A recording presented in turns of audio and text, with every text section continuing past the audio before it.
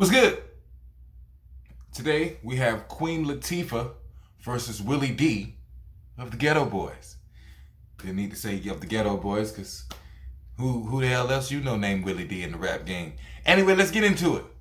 So Queen Latifah came out in the late 80s around the pro-black era, you know, with the Public Enemy and the Flavor Flav. I said Public Enemy and the Flavor Flav.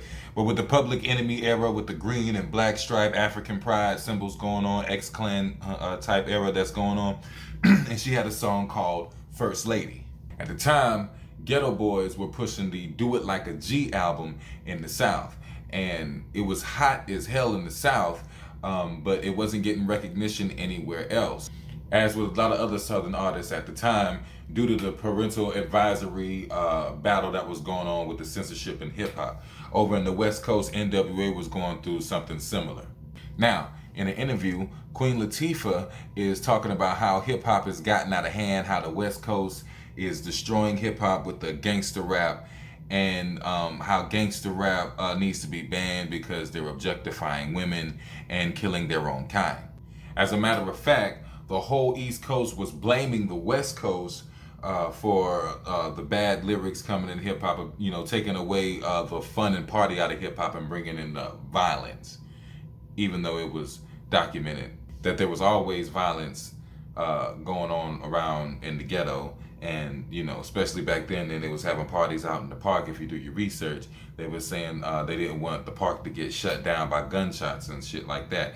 Just look up MC Shan when he was talking about hip hop and all that on the Bridge song. But East Coast hip hop was dying out to the West Coast, and what better way to get back on top by saying, hey, they killed hip hop, so, you know, you need to listen to us because this is real hip hop. Something that's been going on in hip hop for a long time. Now, Willie Dee takes offense to this, okay?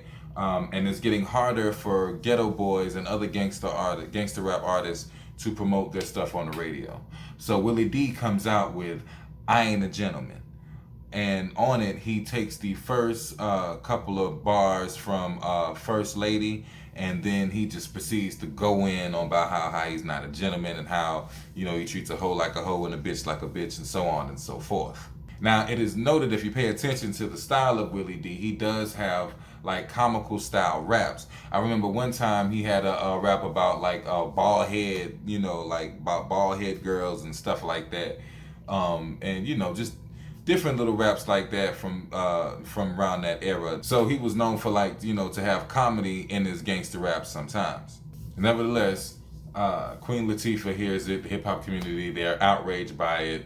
And Ice-T comes to him like, hey, you know, we need to go ahead and squash this thing, you know, and, you know, stop it because she's a female. And it was noted as it was the first time that a male artist had, you know, devastatingly dissed a female artist before. Now, after this, Queen Latifah drops Latifah Had It Up to Here. And, you know, it was all right, in my opinion. But at the end of the day, you know, it kind of fizzled out after that, and it was what it was, you know. But anyway, if you like this content, hit like. If you know somebody else that would like this content, hit share. Please hit save if this is on Instagram. Go ahead and comment. Let me know that you liked it and all that good stuff. Yeah, make sure you check out the new song, One in the Chamber, on YouTube Music, Spotify, wherever you listen to it, Apple Music, whatever.